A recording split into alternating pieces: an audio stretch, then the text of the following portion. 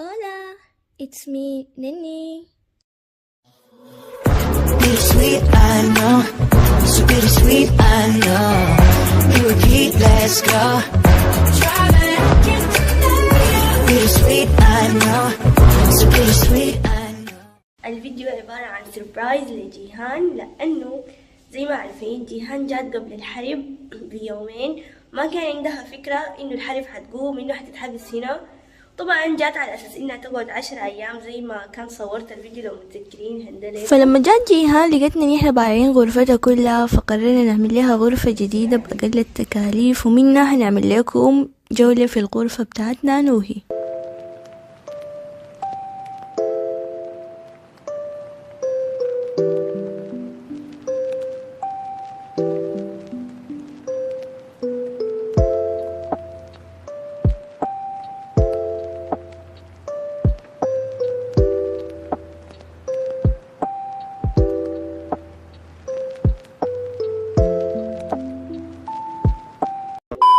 يا تو تختاري الباب ده اول ولا الباب ده اول؟ اختار الباب ده اول، الفول جدا. عليك الله كيف. ما دقت معانا قلت كده. ده مرتب. يا لانه سته مرتبه. يا سلام يا جيهان. الصور دي طبعا آيات قرآنية عزيزة علي، مقتبسة من كل واحدة خدتها في صورة عشان تذكرني بها. وهنا فنانين مفضلين والحياة اللي بحبها عامة يعني.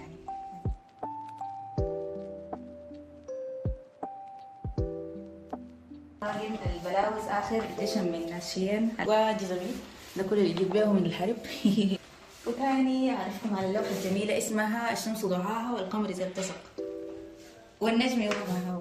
الركن بتاع المذاكرة والتحفيز للمذاكرة دي اللي اسمها فيجن بورد، الناس لازم تعملها عشان تركز في الحاجة اللي عايزاها. أما بالنسبة للدولاب ومعه السراير، ديل أصلا مجموعة من التراث القيم جدا المشينا جبناه من سيدة زينب، من شخص احنا بنعرفه. الدولاب بكم؟ الدولاب طبعا 900 جنيه.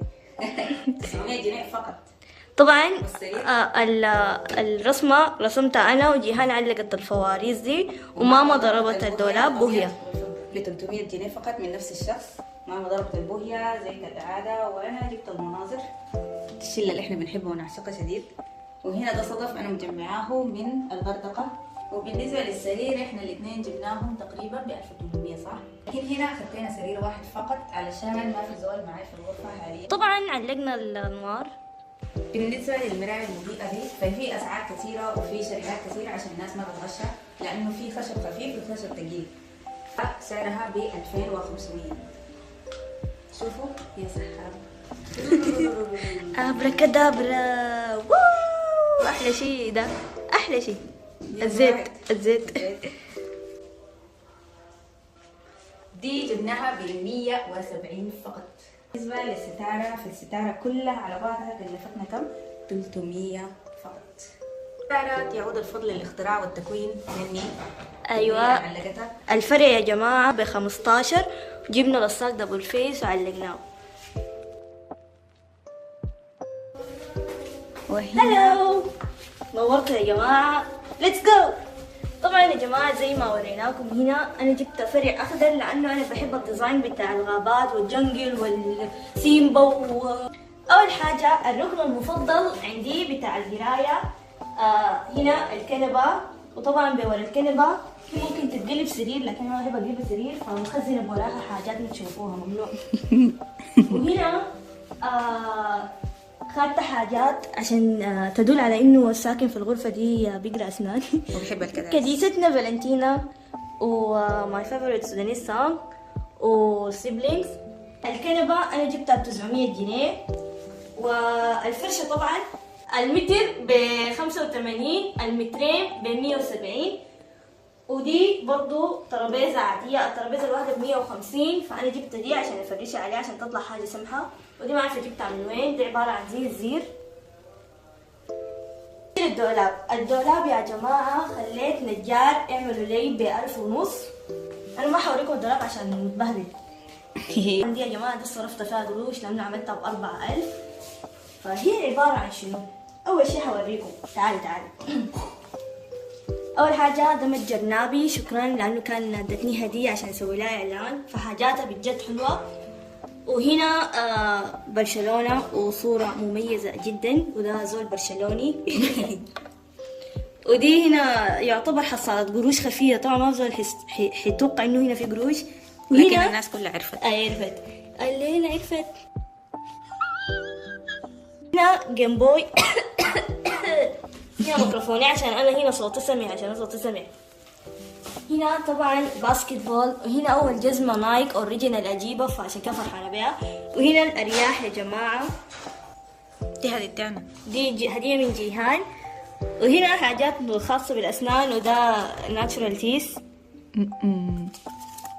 وضع عشان خيل. دقيت يا جماعة مسامير في الحيطة عادية عشان أعلق فيها الشنط، فاضطريت أحطهم هنا.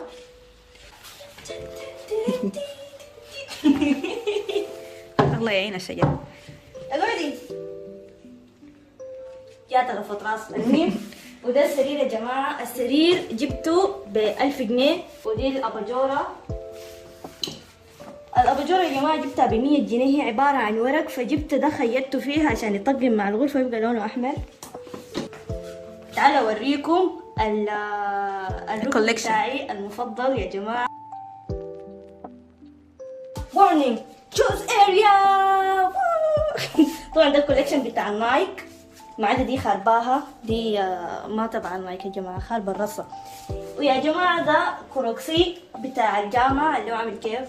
الرفوف طبعا يا جماعة عبارة عن خشب، فأنا ركبت فيها الملايات الحمراء دي، وعبارة عن صور حق حاجات أنا قاعدة أحبها أو حاجات يعني كده سمحة عجبتني.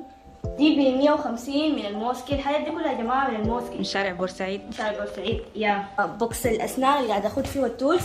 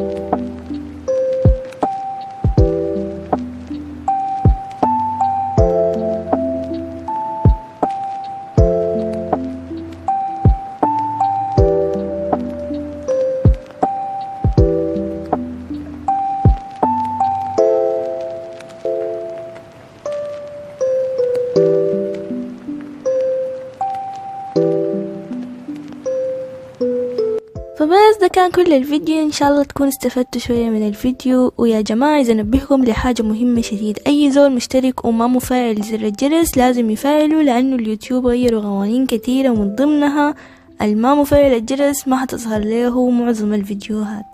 So te amo and adios.